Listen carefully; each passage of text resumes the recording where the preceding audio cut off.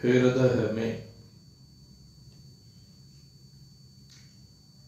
परमात्मा प्रेम की भावना को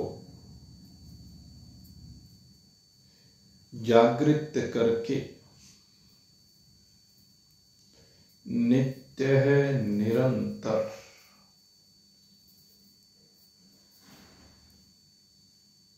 वीतराग भाव से संयुक्त होकर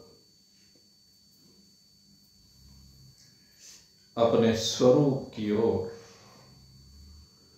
प्रस्थानरत जिज्ञासु वृंद,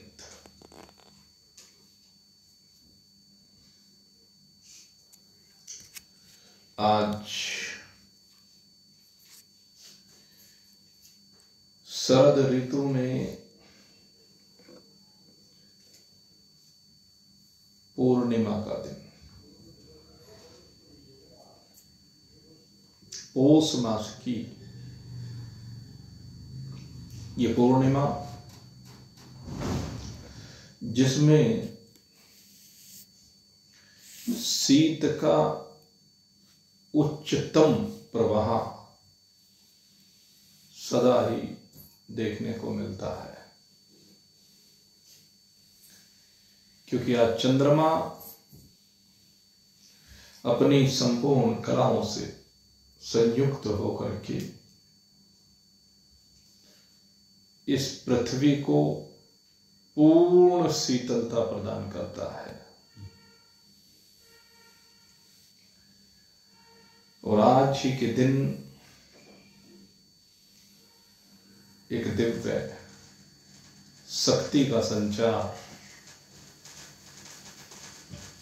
हमारे हृदयों में होता है। ये भूदेवी हमें शक्ति प्रदान करती है, ऐसी शक्ति जिसके द्वारा आप दुख और सुख दोनों ही भावों से विरहित हो जाते हैं। आज शक्ति की उपासना का दिन है। वो शक्ति हमारे लौकिक दुखों का हरण करके आध्यात्मिक दुखों का हरण करके हमें समता में विराजमान करती है। जो बड़े बड़े दुर्गम असुर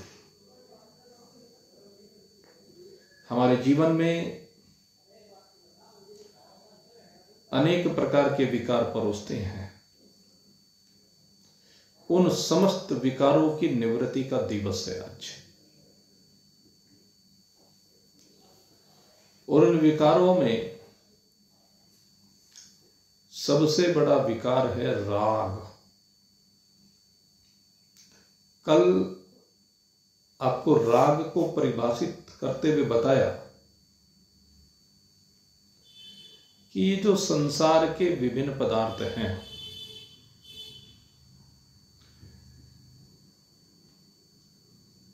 पहले तो उनको भोगने की इच्छा, अधिक से अधिक संग्रह करने की इच्छा, फिर उनके रक्षण करने की चिंता, ये सब राग के अंतर्गत आता है।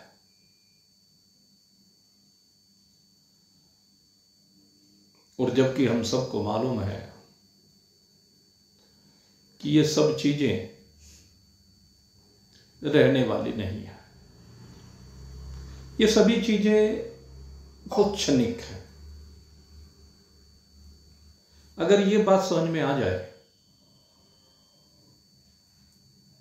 तो शायद ये संग्रह की प्रवृत्ति हमारी समाप्त हो जाए। संग्रह की प्रवृत्ति का नाश हो जाने से भय का नाश हो जाता है। जब संग्रह करते हैं तो संग्रह के ही तो विनाश का भय होता है। संग्रहित वस्तु के विनाश का भय बना रहता है। ये इतने मुश्किल से, इतने संघर्ष से हमने वस्तु इकट्ठी की है, कहीं कोई चोर चुरा के ना ले जाए, कोई हमसे छीन ना ले, और जब होगी ही नहीं तो कैसा भय जाता रहता है। इसलिए अगर यदि भय को भगाना है तो राग को हटाना पड़ेगा। ये 3 चीजें जो मैंने आपको बताई हैं, सबसे पहले भोग की इच्छा, फिर संग्रह की इच्छा, फिर संग्रहित वस्तु के रक्षण की इच्छा। यह हमारे विनाश का मूल है। उत्तरोत्तर भगवान ने जैसा दिया है, जितना दिया है, उससे संतुष्ट रहना सीखें, और अगर यदि ज्यादा दिया है तो उसको बांटना सीखें। अपने पास अधिक संग्रह नहीं करना चाहिए, उसे परोपकार के कार्यों में लगा देना चाहिए। चिंता रहती है जी बुढ़ापे में क्या होगा, एक सबसे बड़ा भय ये लगा रहता है कि बुढ़ापे में क्या होगा। क्यों भाई, जो अब तक हुआ है वो किसकी इच्छा से हुआ है? भगवान ने अब तक तुझे रोटी नहीं दी क्या, कपड़ा नहीं दिया क्या? अगर अब तक दिया है तो कल रोटी नहीं देगा, कल कपड़ा नहीं देगा, कल रहने को जगह नहीं देगा, देगा। उसे पहले चिंता है। अभी 5-7 दिन पहले एक हाई कोर्ट का आदेश आया और उसमें कहा गया कि हल्द्वानी में लगभग 4,500-5 हजार परिवार हैं कि इनके मकानों को तुरंत बुलडोजर चला करके ध्वस्त कर दिया जाए, खाली करा लिया जाए। अब वो सब परेशान हो गए, ऐसी भरी सर्दी, कौन कोई कहां जाएगा, कहां घर बनाएगा, कहां अपना व्यापार चलाएगा। तो अर्जी लगाई गई सुप्रीम पावर के पास, और सुप्रीम पावर ने सबसे पहले यही बात कही कि भाई पहले इनके पुनर्वास की व्यवस्था होनी चाहिए। ठीक है, इन्होंने हो सकता है गलत जगह घेरी हो, लेकिन जिस समय घेरी उस समय क्यों नहीं रोका गया?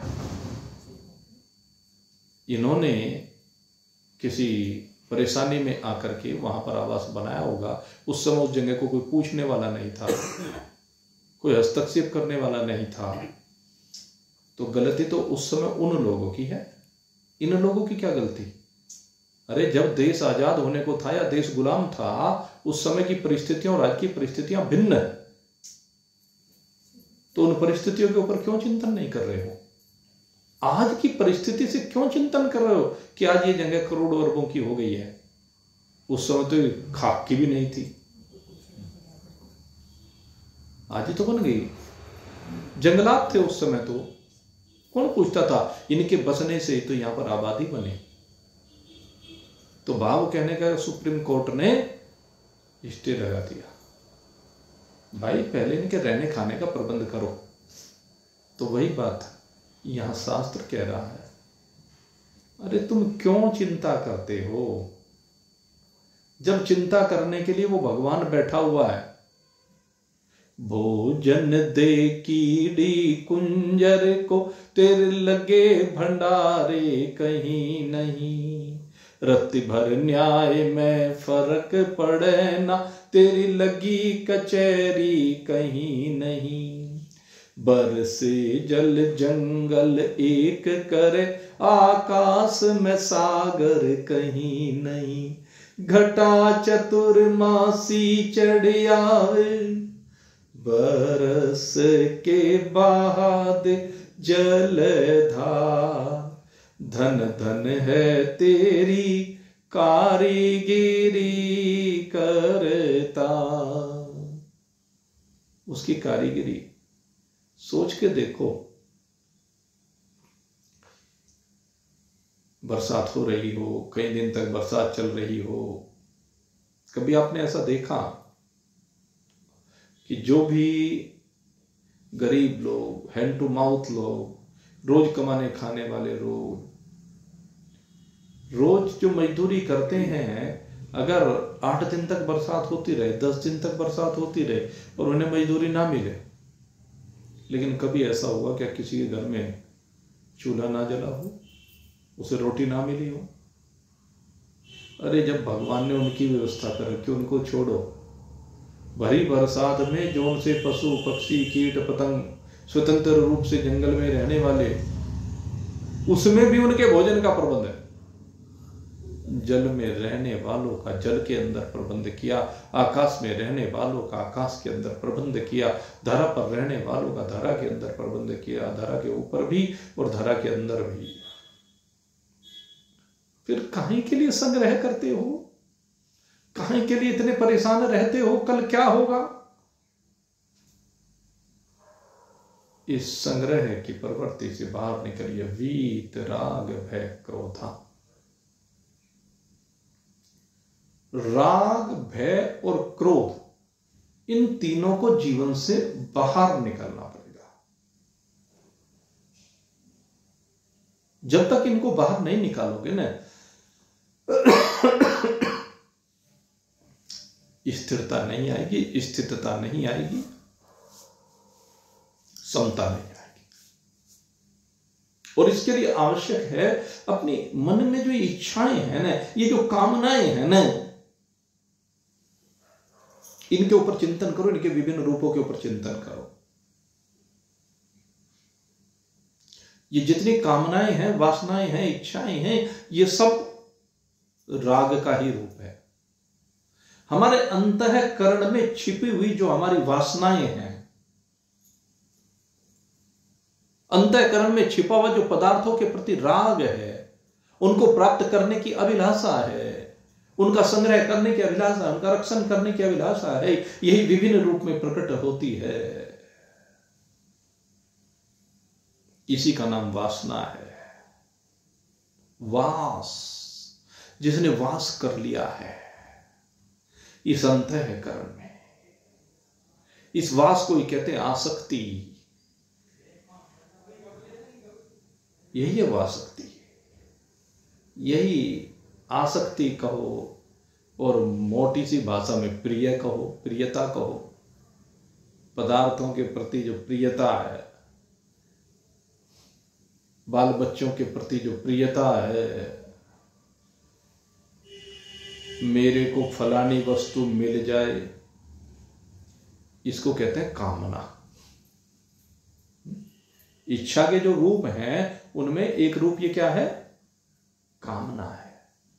पहले तो वासना हुई, जो अंतःकरण में राग है किसी भी चीज से। सुखदेव जी की तरह नहीं है। एक वो मोची का दृष्टांत सुनाया था ना, इनाम में सेठ जी ने एक स्वर्ण मुद्रा दे दी, अगले दिन ला करके वापस कर दी। कहने लगे मुझे तो रात भर इसी की चिंता लगी रही, मेरी तो नींद हराम हो गई। कहां तो मैं भगवान का भजन करता था, कहां भी इसका चिंतन करता हूं। अच्छा, चोर की चिंता किसे है? जिसके पास कुछ होगा उसी को तो है, जिसके पास कुछ है नहीं वो तो खुले किवाड़ सोएगा। हमारे गुरुजी एक कथा सुनाया करते थे। एक चौधरण थी और वो जो है रात को जो सोती, खिले किवाड़ सोने की आदत। तो चौधरी साहब कहते चौधरण तेरे पास ये हंसली है, कोई लूट ले जाएगा? गले में पैर रखी, कौन ले जाएगा ऐसे? कहने तू दरवाजा बंद करके सोया था। कि नहीं मैं तो यूं ही सोऊंगी। कहने लगे भाई मान जा तू। अब नहीं मानती, जबरदस्ती। कहने तो ऐसे ही सोऊंगी। एक दिन चोर आया रात को चुपचाप, उसे पता ही नहीं लगा, हंसली चली गई। अब सुबह उठकर देखी, रोने लगे, हाय मेरी तो हंसली लूट गई, हंसली लूट गई। अब चौधरी साहब के भी मैंने तो पहले तो ये समझाया था। अब रात हो गई, कहने फलाने के बापू चौधरी साहब अब मैं कहां सोऊं? कहने तू कहीं सो ले, दरवाजा खोल के सो ले, चाहे बंद करके सो ले। अब तो जो हसली लुटनी थी तो लुट गई। अब लुटने के बाद क्या है? ये तो जब तक है तब तक चिंतन करता है, चिंता करता है, और जब है ही नहीं तो भय कैसा? ओ मेरे मित्रों, यही भावना बनानी है नहीं, ये हमारी है नहीं। माल तो किसी का और अभिमान है हमारा। ये माल किसी का है, अभिमान हमारा है, हमने मान लिया। उसने उपयोग करने के लिए दिया तो केवल उपयोग करो, भोग मत करो। तो क्या है? एक तो अंतःकरण में जो राग की भावना छिपी हुई है, इसको वासना कहते हैं। और दूसरी बात, ये वस्तु मेरे को मिल जाए, इसको कामना कहते हैं। और जब कामना पूरी होने की संभावना हो तो उसको आशा कहते हैं। हाँ, तो एक काम बनने वाला है बस। अवधूत दत्तात्रेय जी ने कहा, आशा ही परमम दुखम, नैराश्यम परमम सुखम। ये आशा परम दुख का कारण है।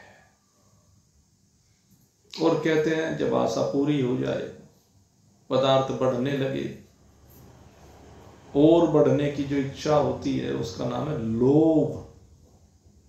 ओ ओ ओ ओ संतुष्ट ही ना हो। और जब बस और में इतना पागल हो जाएगी, बस अब तो सारी दुनिया का धन मेरे घर में घुस जाएगा, सारी दुनिया के पद मेरे पास आ जाए, मान सम्मान सब मुझे ही मिल जाए। जैसे वो था ना मुलायम सिंह यादव, सारे एमएलए मेरे ही घर के बन जाएं, सारे एमपी मेरे ही घर के बन जाएं, सारे प्रधान मेरे घर के, चेयरमैन मेरे घर के। वो ऐसा दुष्ट आदमी था।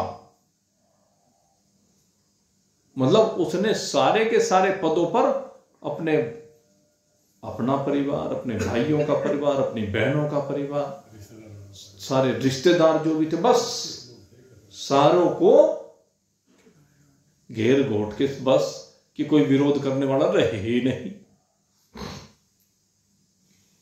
ऐसा आदमी था। इसे कहते हैं तृष्णा। और इस तृष्णा को मिटाने की बात है। तो तृष्णा को मिटाने के लिए सबसे बड़ी बात है राग। ये हमारे बहुत बड़े शत्रु हैं। ये बहुत बड़े शत्रु हैं, दुर्गम शत्रु हैं। दुर्वासनाएं, दुर्भावनाएं, ये क्या है? शत्रु है। और इन शत्रुओं का संहार करना पड़ता है। और इन शत्रुओं का संहार ऐसे नहीं होता है, क्योंकि इनका आतंक बड़ा जबरदस्त होता है। ये जो शत्रु होते हैं, पहले तो लगता है कि ये सब चीजें आखानंदी आ रही है, मौज आ रही है, लेकिन ये फिर जीवन को वीराना बनाना शुरू कर देते हैं, जीवन को उजाड़ बनाना शुरू कर देते हैं, आपके घर आंगन में रेगिस्तान बना देते हैं। ऐसा ही हुआ था। एक असुर, उसका नाम दुर्गम ही था। असुर का नाम क्या था? दुर्गम। ये दुर्गम नाम का असुर, और इसने यही काम किया, सबको सताना शुरू कर दिया, सबको कष्ट देना शुरू कर दिया। विप्र, धेन, सुर, संत। असुर जब भी होते हैं तो क्या कराते हैं? कहते हैं विप्र। सबसे पहला इनका अटैक होता है विप्रों पर, ब्राह्मणों पर, पंडितों पर, विद्वानों पर। इन पर अटैक होता है कि इन पर अटैक होने से इनके अंदर जो शुभ भावना है, श्रद्धा है, आस्था है, निष्ठा है, कहने लगे वो समाप्त करो इनकी। असुरों का सबसे पहला हथियार ये होता है, नास्तिक बनाओ आस्तिक से। हमारे पंडित लोग हमें आस्तिक बनाते हैं, और ये नास्तिक बनाते हैं। तो विप्रों का संहार करने का तरीका ये है, यज्ञ बंद करा दिए, पूजा पाठ बंद करा दी, मंदिरों में शंख घंटे घड़नावल बजनाने बंद कर दिए, ये करते हैं। और फिर धैन, दूसरा अत्याचार करते हैं ये गौओं पर। गौ मनुष्य का पोषण करने के लिए है, पालन करने के लिए है। कहते हैं इनका पालन नहीं होना चाहिए, विनाश होना चाहिए। ये लोग ये करते हैं, विनाश की तरफ लेकर के जाते हैं। इसलिए इनको सात्विक पदार्थों से राजसी और तामसी की तरफ ले जाते हैं। सात्विक पदार्थों के स्थान पर राजसी और तामसी पदार्थों का सेवन प्रारंभ करा देते हैं। और इसके बाद प्रहार होता है इनका सुर देवताओं पर। देवता कौन होते हैं? जो दूसरों का भला करते हैं, परोपकारी लोग होते हैं, जो दूसरों को कुछ ना कुछ देते रहते हैं। अब उन पर अटैक होता है, खबरदार अगर इनकी सहायता की तो। वो सहायता नहीं करने देते उनको। और फिर कहते हैं संत, जो जीवों के तार परमात्मा से जोड़ने वाले होते हैं, उन संतों के ऊपर अटैक होता है। आखिरी अटैक इनके ऊपर होता है। और इनके ऊपर जब अटैक होता है तो ये भी विवश हो जाते हैं, या कह लीजिए ये तो विवश होते नहीं, इनके पास आने वाले विवश हो जाते हैं। आज दुर्गम असुर ने पूरा प्रहार कर रखा है। आज इस मौसम का सबसे ठंडा दिन है, हाँ? इसलिए उसका प्रहार है जो आप देख भी रहे हैं। उस प्रहार के कारण आज भाई संख्या पे प्रभाव पड़ना ही पड़ गया। यह होता है अटैक संतों के ऊपर। तो दुर्गम असुर का अटैक, और सारी धरा पर त्राही त्राही मच गई। अब जब विप्रधेन असुर संत के ऊपर प्रहार हुआ, पूजा पाठ यज्ञ धर्म कर्म बंद हो गए, देवता तृप्त ना हो, तो अब इंद्रदेवी कहां से पानी बरसाए? जब उन्हें संसाधन ना मिले तो कहां से पानी बरसाए? इंद्र को संसाधन मिलते तभी तो पानी बरसाता है। और जब संसाधन ही ना मिले, सोच कैसे पानी बरसे? इतना ठंडा पड़े, इतना ठंडा पड़े कि समंदर में से भाप ही ना बने, तो बारिश कैसे होगी? जब इतनी ठंड पड़ने लगे कि समंदर की बर्फ ही जमने लगे, पानी की बर्फ बन जाए, तो बारिश कहां से होगी? तो इंद्रदेव भी क्या करें, वरुण देव क्या करें? जो कल्याणकारी शक्तियां वे करें क्या? अग्नि में जलाने की क्षमता का क्षय हो जाए, वरुण देव के पास रस ना रहे, इंद्रदेव के पास वर्षा करने के लिए जल ना रहे, तो धरती तो फिर उजड़ होगी ही, ऊसर होगी ही, रेगिस्तान बनेगा ही। और जब रेगिस्तान बनेगा, वनस्पति होगी नहीं, दूध होगा नहीं, तो क्या होगा? लोग भूखों मरने शुरू हो जाएंगे। और जब लोग भूखे मरेंगे तो आसुरी शक्ति प्रभावी हो जाएंगी। जिस समय भी इस धरा पर अकाल पड़ेगा, चिंतन कर लीजिए, जितने बड़े बड़े सेठ हैं सब लुटने प्रारंभ हो जाते हैं, सबके घरों में डाके पड़ने शुरू हो जाते हैं। जब लोग भूखे मरते हैं, खाने को कुछ रहता नहीं, तो क्या करें? उनके ऊपर अटैक करेंगे, कि जहां भी संसाधन है लूटो। ये लूट की प्रवृत्ति तो एक स्वाभाविक अंदर घुसी हुई है लोगों के, तो वो क्या करते हैं? यही करते हैं। लेकिन लूट लूट कर भी जब काम नहीं चलता, आखिर में वो भी मरने शुरू हो जाते हैं।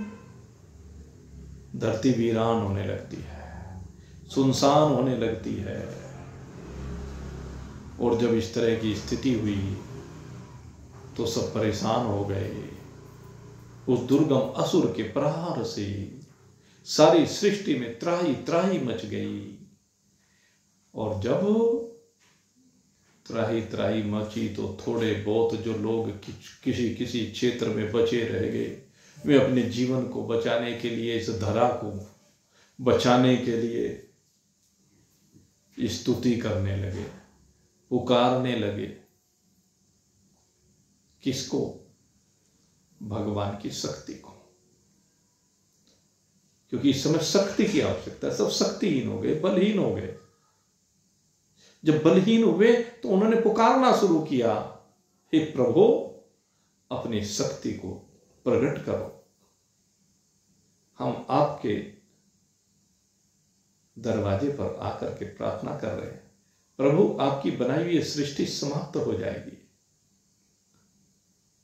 या देवी सर्वभूतेषु शक्ति रूपेण संस्थिता, नमस्तस्यै नमस्तस्यै नमस्तस्यै नमो नमः।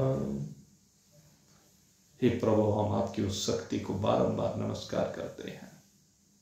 आप वो शक्ति प्रदान करो, उस शक्ति को स्फुरित करो, उस शक्ति को जागृत करो। और जब इस प्रकार से प्रार्थना की तो उसी समय वो शक्ति अपने भक्तों के दुखों को देख करके, उनके कष्टों को देख करके आज वो शक्ति भी द्रवित हो गई। और जब द्रवित हुई वो शक्ति, तो द्रवित होकर के उनके सामने प्रकट हो गई। और जब वो शक्ति प्रकट हुई तो उसकी आंखों से अश्रुओं की धारा बहने लगी। अपने इस जगत के भक्तों को देख करके, उनके कष्टों को देख करके ऐसी द्रवित हुई कि 100 आंखें प्रकट हो गई। 100 आंखें, और 100 आंखों से अश्रुओं की धाराएं बहने लगी। 100 दिशाओं में अश्रुओं की धारा बहनी प्रारंभ हुई।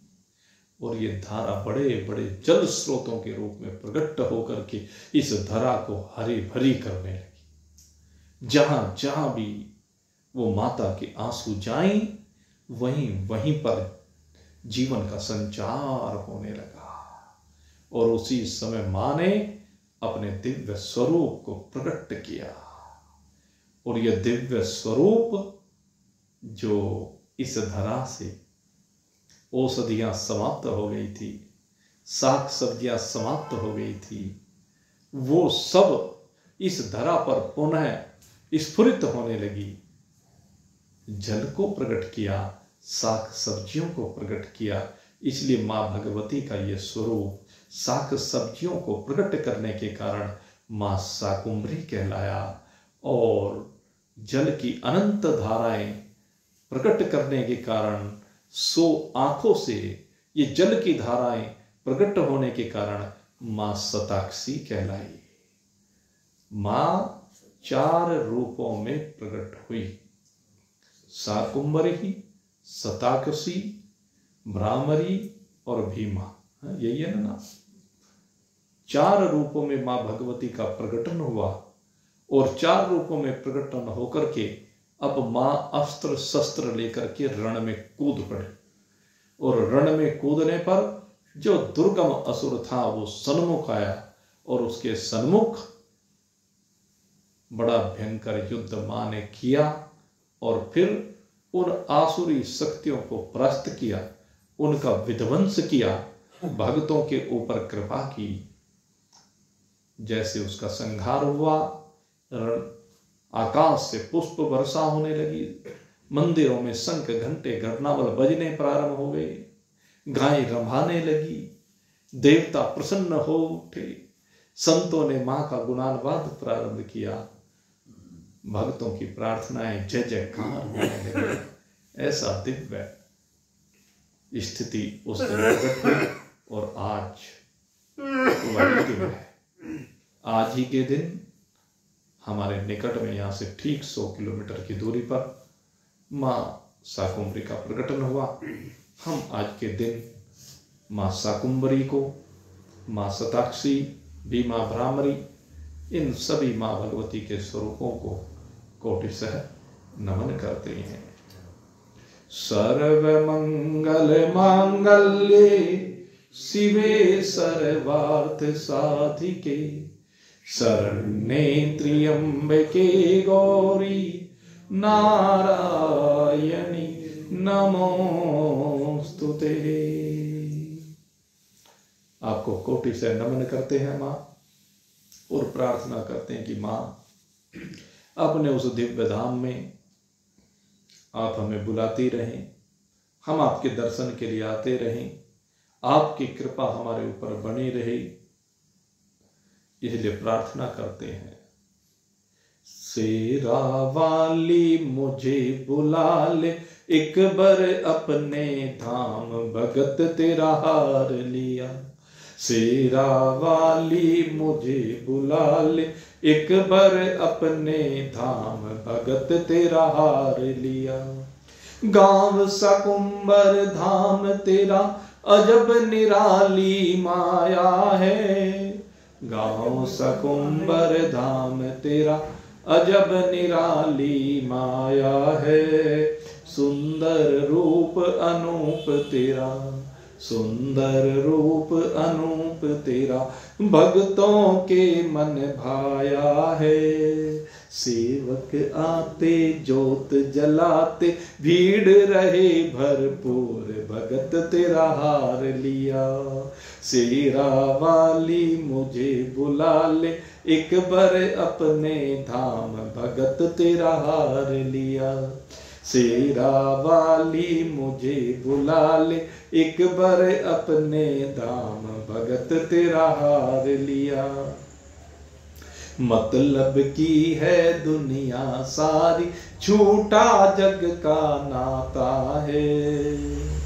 कह तो देते हैं, प्रार्थना करते हुए कहते रहते हैं, लेकिन क्या कभी समझा है ये कि सारी दुनिया मतलबी है, स्वार्थी है? और ये सब जानते हुए भी कि ये सारा जग का नाता झूठा है, जोड़ेंगे नाता इसी से। जो सच्चा नाता है उससे नाता नहीं जोड़ेंगे। सच्चा साथी अविनाशी है, घट घट का एक निवासी है। गए हाथ थमा निज साजन को, मरने जीने का ना बन सोगी। कहा तो ये क्या है, सच्चे साथी के हाथ में अपना हाथ पकड़ा लो। इस मतलब की दुनिया में क्यों फंसे पड़े हो? झूठे नातों को क्यों सच्चे मान रहे हो? केवल भजन भजन में नहीं, जीवन में उतारने की बात है। मतलब की है दुनिया सारी, झूठा जग का नाता है। तेरे दर की आस लगा, जोड़ा तुझसे नाता है। तेरे दर की आस लगा, जोड़ा तुझसे नाता है। पास बुला ले, गले लगा ले, दे भक्ति भरपूर भगत तेरा हार लिया। शेरा वाली मुझे बुला ले, एक बार अपने धाम भगत तेरा हार लिया। पापों में जीवन बीता, आया अंत बुढ़ापा है। सारे जीवन पापों में लगा, बुढ़ापा आके खड़ा हो गया। अब जब बुढ़ापा आ गया, सामने मौत आके खड़ी होने को है, अब याद आई, ओहो तो चलना पड़ेगा, ये सब तो छूटेगा, छोड़ के जाना पड़ेगा। तब याद आती है, हे भगवान बचा। पापों में जीवन बीता, आया अंत बुढ़ापा है। अंत समय में मैया जी, अंत समय में मैया जी, याद नाम तेरा आया है। दरस दिखा दे दर पे बुला ले, कर अर्जी मंजूर भगत तेरा हार लिया। दरस दिखा दे दर पे बुला ले, कर अर्जी मंजूर भगत तेरा हार लिया। शेरा वाली मुझे बुला ले, एक बार अपने धाम भगत तेरा हार लिया। कहाँ से लाऊं रोली मोली, कहाँ से लाऊं चावल, कहाँ से लाऊं हलवा पूरी, कहाँ से लाऊं नारियल। बहाने बढ़ाता है। संसार के नाम का सब कुछ है, बाल बच्चों के नाम का सब कुछ है, अपने खाने पीने के नाम का सब कुछ है, लेकिन जब भगवान की बात आती है, भगवान की बात आते ही बहाने बनाना शुरू कर देता। पर माँ भगवती तो इतनी प्यारी माँ है, वो कहती है चल कोई बात नहीं, तेरे पास कुछ नहीं, कोई बात नहीं, तू आ तो सही, खाली आती आ गया तो कोई बात नहीं। मां तो फिर भी स्वीकार करती है, मां कभी कुछ नहीं कहती। कहां से लाऊं रोली मोली, कहां से लाऊं चावल, कहां से लाऊं हलवा पूरी, कहां से लाऊं नारियल, कहां से लाऊं चोला चुन्नी, कहां से लाऊं चोला चुन्नी, मेरे पास नहीं है दा भगत तेरा हार लिया। शेरा वाली मन बुला ले, एक बार अपने धाम भगत तेरा हार लिया। शेरा वाली मन बुला ले, एक बार अपने धाम भगत तेरा हार लिया। जी हाँ, प्रार्थना करें, बुला तो ले, वो सबको स्वीकार करती है। अभी एक इंटरव्यू आ रहा था और उस इंटरव्यू में मोदी जी से पूछा, कहने लगे भाई तुम्हारी माँ है, जब तुम अपनी माँ के पास जाते हो, अब तो तुम देश के मुख्यमंत्री हो, प्रधानमंत्री हो, पहले मुख्यमंत्री थे फिर प्रधानमंत्री, तो कहने लगे भाई उसके लिए कुछ लेके जाया करो, लेके जाते हो कि नहीं लेके जाते हो? कहने लगे मेरी माँ तो ऐसी है, मैं कभी कुछ नहीं लेके जाता, वही हमेशा जब भी जाता हूं कम से कम ₹1.25 मेरी थैली पे जरूर रखती है, मेरे लिए कुछ न कुछ बनाती है, मुझे अपने हाथ से खिलाती है। मेरी माँ तो ऐसी है। तो ये जग जननी जगत माता ये ऐसी ही माँ है, उसे तुमसे कुछ नहीं चाहिए, बस केवल सच्चा प्यार चाहिए। मेरे प्रभु ऐसे ही है, एक बार उनसे सच्चा प्रेम करना सीखो तो ये सारा राग, सारा भय, सारा क्रोध, सारे विपरीत भाव निवृत्त हो जाएंगे और आप अपनी स्थिति में अटल अचल विराजमान होंगे। आप इसी स्थिति में विराजमान हो। आप सभी के लिए आज माता शाकुंभरी जी के प्रकटोत्सव पर मैं माता से प्रार्थना करता हूं कि वो आपका सर्व मंगल करे, क्योंकि सर्व मंगल मांगल्य, समस्त मंगलों की खान वही है। और सबसे बड़ा मंगल यही है कि वो आपको आपके स्वरूप का बोध कराए, ऐसी शक्ति आपके अंदर आकर विराजमान हो जिससे आप शरीर भाव से बाहर निकल करके अपने आत्म भाव में आकर विराजमान हो, शरीर की आसक्ति निवृत्त हो और शरीर की आसक्ति निवृत्त होते ही आपको अपने आप में अपने आप की प्राप्ति हो जाएगी। इन्हीं शुभ भावों के साथ आज का सत्संग यहीं पर विश्राम को प्राप्त हो रहा है। आप सभी के लिए बहुत बहुत शुभकामना करते हुए यहीं पर अब विश्राम ले रहे हैं। बोलिए सच्चिदानंद भगवान की